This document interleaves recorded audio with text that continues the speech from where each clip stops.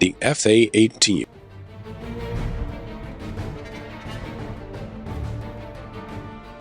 Combining the speed and agility of a fighter, a marvel of modern aircraft design. It's every pilot's dream to fly one. From a training field to the carrier deck, the F-18 has seized center stage as the world's elite strike fighter, the backbone of carrier-based aviation. Every day, in the skies over hostile territory, squadrons of F-18s are on the prowl. This is the front line, where the F-18 excels. Striking targets in support of troops on the ground and tracking the horizon for enemy fighters. These jets project power from thousands of feet in the air, and their reach extends to almost anywhere on the planet.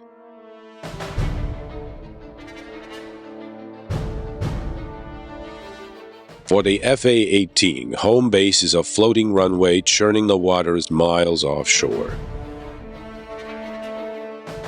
This is one of the United States' 12 aircraft carriers, a fully functional airport at sea.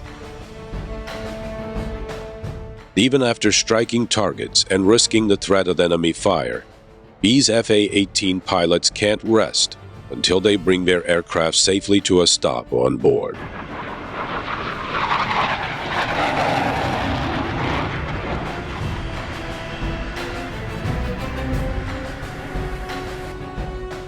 A carrier air wing is made up of more than just fighter jets. Each of the 80-plus planes on board carries out a specific task. S-3 Vikings for refueling and sub-hunting, E-2C Hawkeyes for reconnaissance, EA-6B Prowlers for jamming enemy electronics, and HH-60 Seahawk helicopters for shuttling people and materials. All these aircraft and the carrier itself are focused on one objective: forward force projection.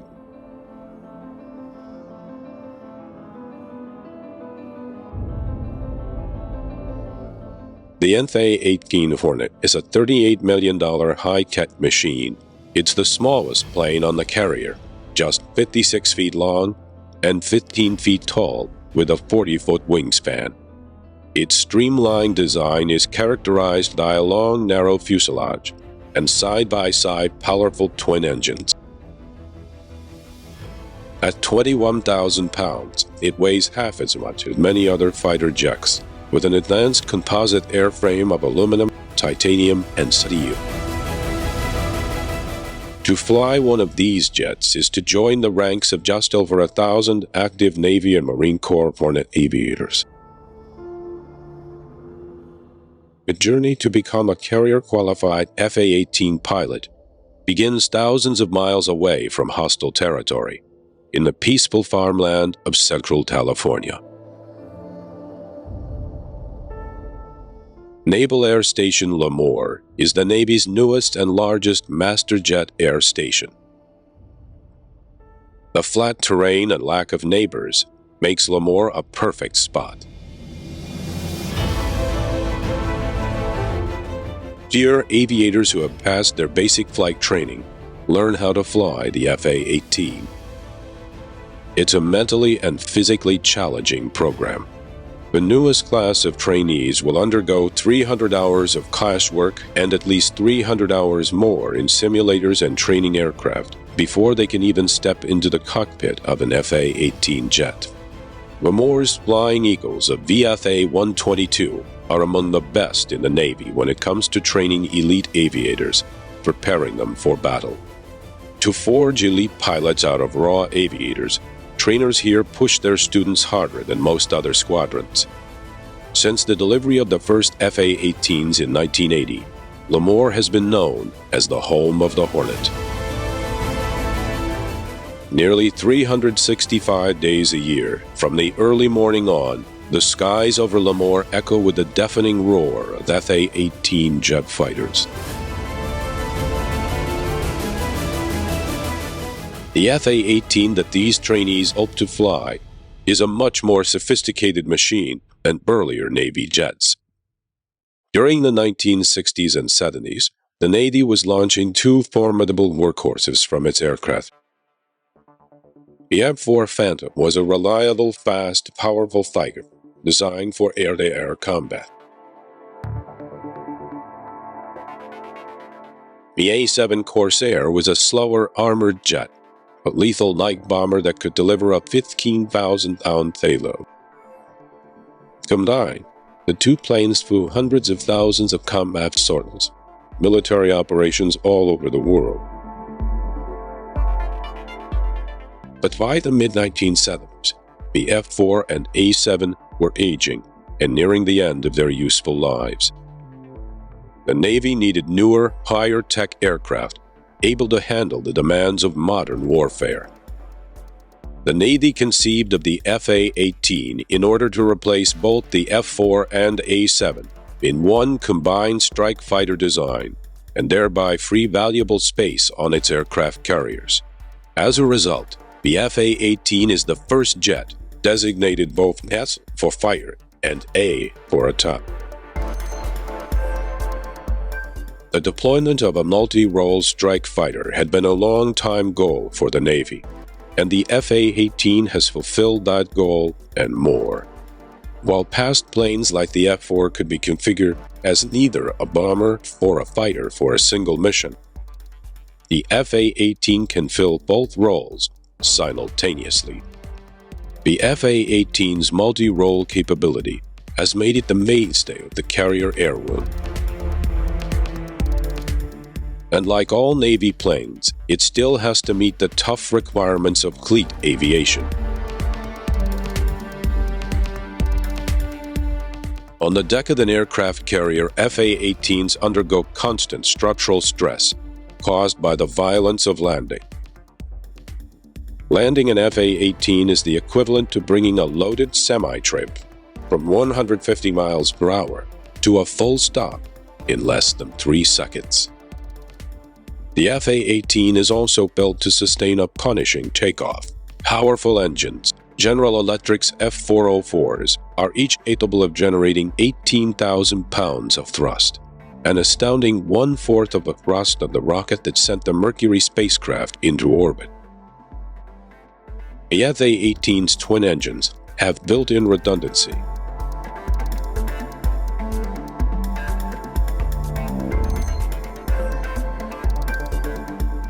Despite all the extra weight needed to land, launch, and keep the F-18 aloft, its power and small size make it the most maneuverable aircraft in the Navy's airborne arsenal. Racing at top speeds of Mach 1.8, leading-edge wing extensions and outward canted tail fins stabilize airflow, while the wide range of motion in the ailerons, flaps, and tailplanes give the Hornet unparalleled pitch and roll control. The F-18 is so maneuvered, it's the jet of choice for the Navy's Blue Angels Demonstration Squadron. These daring pilots have been flying the F-18 Hornet since 1986. The jet's speed and handling characteristics have allowed the team to add new maneuvers to their program. The F-18 can turn on a very tight radius and perform rapid rolls, all while also displaying the best slow-speed ability of any Navy jet. But the Hornet's maneuverability takes a physical toll on the pilot. Its high-speed turns can create over 7.5 Gs. Under this stress, the average pilot feels almost 1,500 pounds of downward pressure on his body. To prepare for the rigors of flying an F-18, pilots at Lemoore Naval Air Station undergo intense training. One of the most grueling stages takes place in the centrifuge. To maintain control during the most difficult maneuvers, the F-18 contains a computer-assisted fly-by-wire system. Some pilots say it makes operating a plane more like a video game than traditional flying, but its impact on safety and handling is very real. If the pilot does lapse into G-lock during a maneuver, the F-18's flight system takes over, automatically leveling out the jet's path through the air.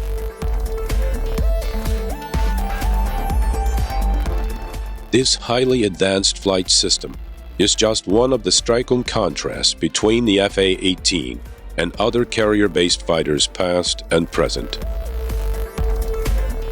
Perhaps the most legendary was the F-14 Tomcat. In speed, range, and sheer muscle, the F-14 is unmatched in naval aviation history. This fast, powerful jet was known as the king of the carrier deck.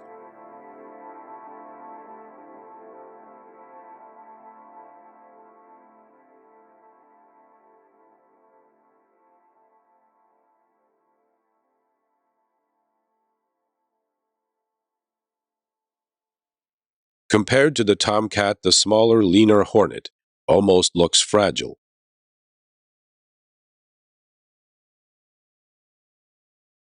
Since its first deployment, this powerful jet has flown thousands of successful combat missions. One of the F-A-18's greatest strengths is its reliability. The F-A-18 contains 50% fewer parts than the F-14. And fewer parts means the plane is easier to maintain. One floor down from the flight deck is the hangar deck. This is where planes go when they are in need of work. Off the hangar deck, crews specialize in getting grounded planes back into action. The F-A-18 has proven even more dependable than the Navy hoped, especially when compared to the F-14 Tomcat. Tomcat maintenance squads must work almost 4 times as many hours to maintain their aging aircraft.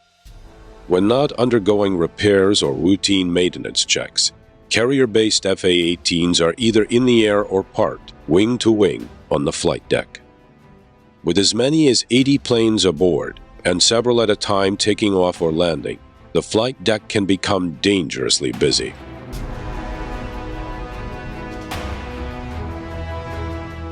F-A-18 pilots rely on experienced flight deck operators to move their planes from one spot to the next. With the amount of activity on the flight deck, pilots and personnel have to be under constant alert. With all the heavy moving parts, one wrong turn can spell disaster. F-A-18 pilots have to make sure they're constantly on the same page with their operators, communicating with them using a strict system of signals. To make room on the crowded deck, all naval planes, including the F-A-18, are designed to take up as little space as possible. With $38 million worth of machine under their control, the operators gently ease the F-A-18s into their spots. Once in place, another crew chocks the wheels and chains down the plane. They're all following a well-ordered parking plan, a plan monitored just off the flight deck.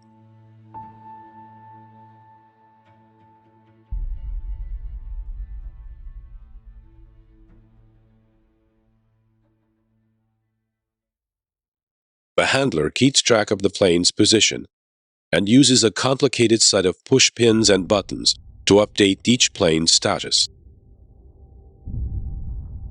The aircraft templates are exactly to scale, even down to the area a helicopter's props take up when spinning. Precision like this is essential, as the slightest miscalculation in timing or aircraft size could cause a deadly mishap. One of the most important jobs is to monitor when a jet is low on fuel. Before an F-A-18 can be cleared for launch by the handler, its tanks have to be filled. Fueling and defueling the jets is a specialized task handled by a meticulously trained crew. And they're kept busy with the F-A-18s, which consume massive amounts of fuel, also known as JP-5. One criticism of the F-A-18 is that it has a relatively small onboard fuel capacity of 1,600 gallons. To increase its range, it can carry 3 external tanks. Including its internal tanks, the F-A-18 carries roughly 2,500 gallons of JP-5. On a regular patrol, it can use almost all its fuel in just an hour and 45 minutes.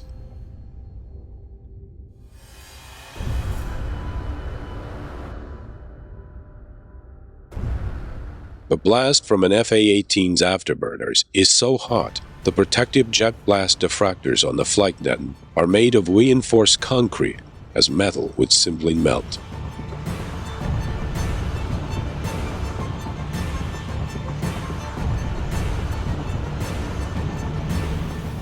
To keep the F-18's hungry engines well fed, the carrier needs to keep a large supply of JP-5 on hand. There's so much fuel on board, it serves as ballast to steady the ship and keep the flight deck level. Over a 6-month period, a carrier's planes can burn through almost 12 million gallons. To keep the jets fully fueled, the carrier rendezvous with a supply ship every 7 to 10 days. Fully fueled and operational, a carrier's F-18 squadrons can fly over 100 sortings per day.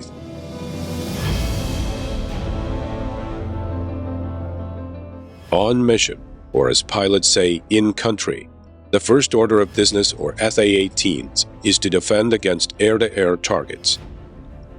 This is what's known as dogfighting, and it's an arena in which the F-18 has proven highly successful. Close combat is a modern duel to the death, and dogfight training is among the most intense phases of learning how to fly the F-18. The dogfighting stage marks roughly the halfway point in F-18 training, combining what trainees learned in class with high-G maneuvering. This is also the time when new pilots first challenge their instructors. Their game faces on, teacher and student prepare to square off. Before takeoff, the pilots personally ensure their jets are in working order. For the high-speed maneuvers of dogfight, pilots need to be certain their jet will perform flawlessly under even the heaviest G-forces. All flaps, ailerons, and stabilizers are tested. The dogfighters taxi out, and the duel begins.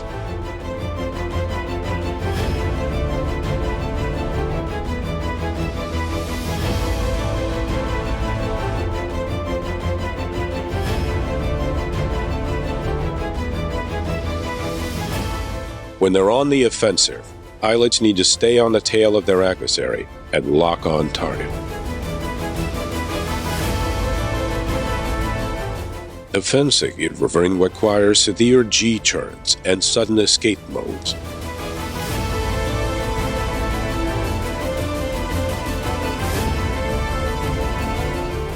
In the last exercise, the trainee proves his mettle, turning the tables and getting on his instructor's tail.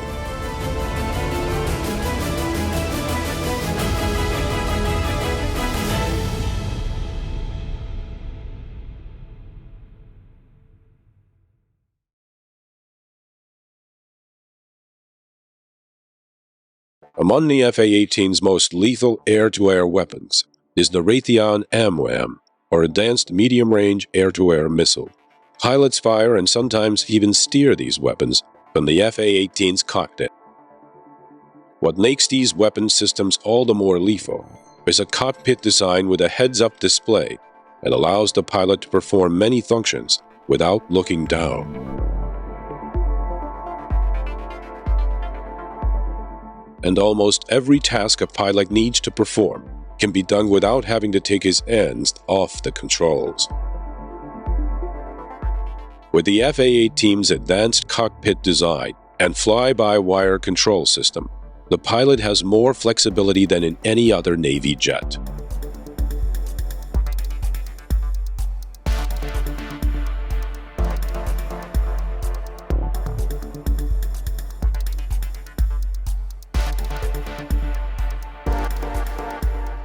To get this comfortable with their planes, future F-18 pilots spend over 50 hours in a flight simulator at NAS Lemoore.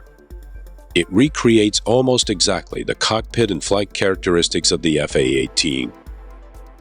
This state-of-the-art equipment enables air crews to virtually fly every scenario.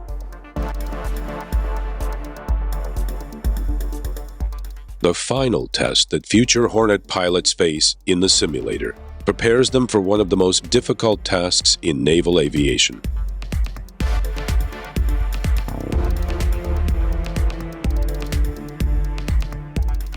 After simulated carrier landings, pilots got even closer to the real thing. This is Lemoire's landing signal area, complete with arresting cables, distance markers, and even the identical landing lights pilots use as a guide to touch down on the carrier successfully.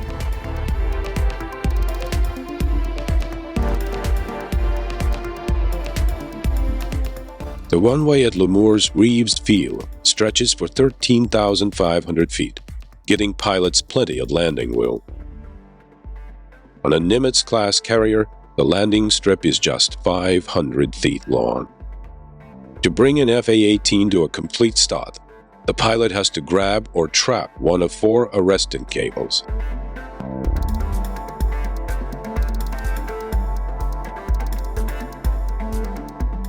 Without some sort of arresting device, the jet would skid right off. Dropping 800 feet in just 15 seconds, pilots have to keep the plane's nose up and maintain the correct attitude or angle of descent. Flying in at a minimum of 150 knots to avoid engine stall.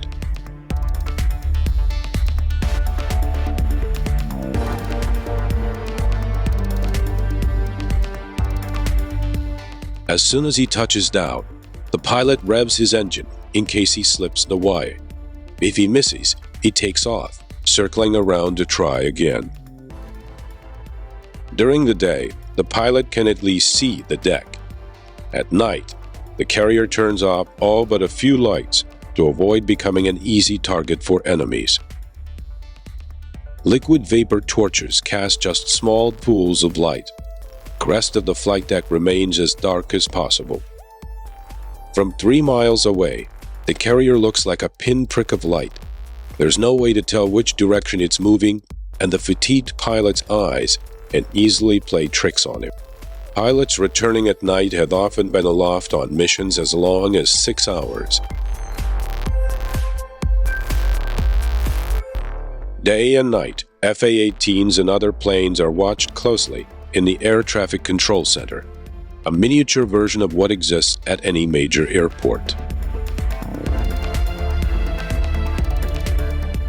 At the very top of the tower, the air boss directs the landings and takeoffs.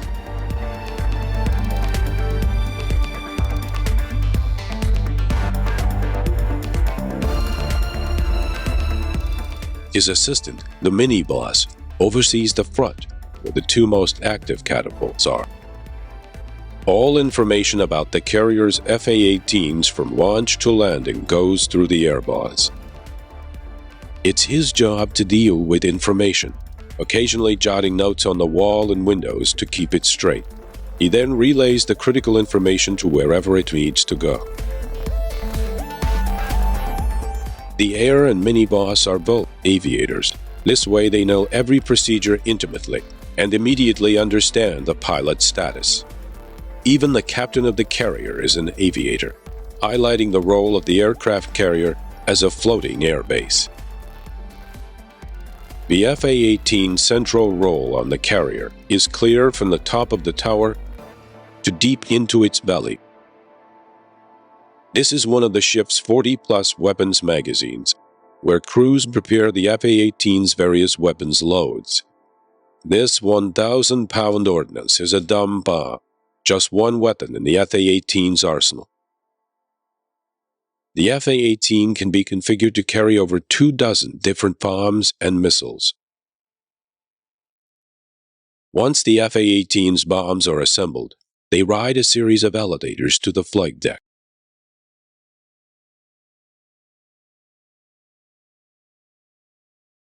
Here, the ordnance comes under the control of weapons inspectors. They wheel the bombs over by hand before attaching them to the F-18's pylons. For all the high-tech gadgetry surrounding the F-18, some tasks still come down to raw muscle power. Although the bomb is not yet armed, it does contain almost 1,000 pounds of explosives. In past carrier disasters, fires had ignited the aviation fuel, which then set off the bombs. Today's bombs had extra insulation so that they can withstand short periods of extreme heat or fire. The last step is to add the fuse. The final arming of the bomb takes place only after the plane takes off. From inside the F-18 cockpit, pilots throw a switch, activating them. Dumb bombs are just a small part of the F-18 strike-ready arsenal. For precise ground support, they include the latest laser and GPS-guided weapons. One of the F-18's most lethal air-to-ground weapons is the JSOW. A large precision strike weapon, the JSOW affixes to the F-18's middle wing weapons station. Once launched, it releases two wing structures that allow the missile to glide toward its target. Skimming just a few feet above the ground, the JSOW releases powerful cluster bombs that can destroy multiple targets in one strike. Equally lethal, but with different capabilities, is the HAR, or High-Speed Anti-Radiation Missile, as well as a host of guided and unguided bombs.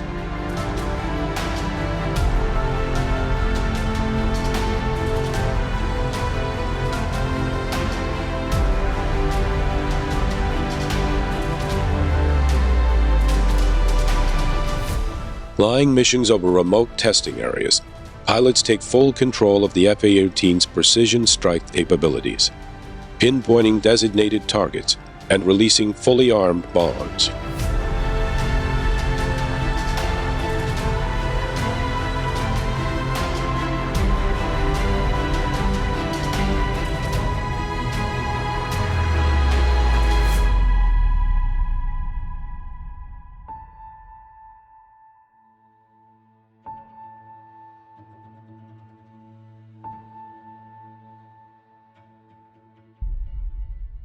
What makes the F-18's weapons so lethal is the latest in targeting technology. Carrier-based Hornet squadrons increasingly employ deadly accurate infrared systems. F-18s also track targets using highly advanced radar technology, housed in the nose of the planes. These unique systems allow the pilot to switch between air-to-air and air-to-ground modes with a push of a button. Integrated into an electronic network, the F-18 takes on a central role in frontline operations. Through satellite data link, the radar, map, and weapons displays of the F-18 cockpit can be seen by fellow aircrew, as well as commanding officers in the carrier strike group.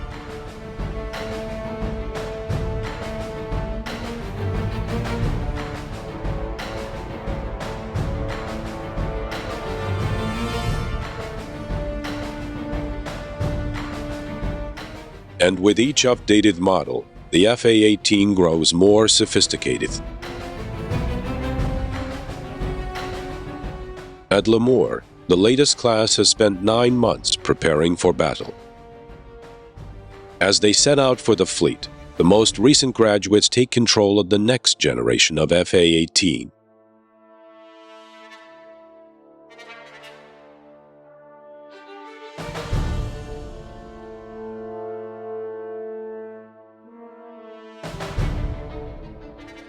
The Super Hornet design is based on the original F-18, but it is an even more lethal machine. The Super Hornet is being modified to fill almost every role on the carrier, from electronic jamming to refueling. The carrier air wing of the future will be made up of a lethal and effective team. The F-18 will be defending the skies for decades into the future.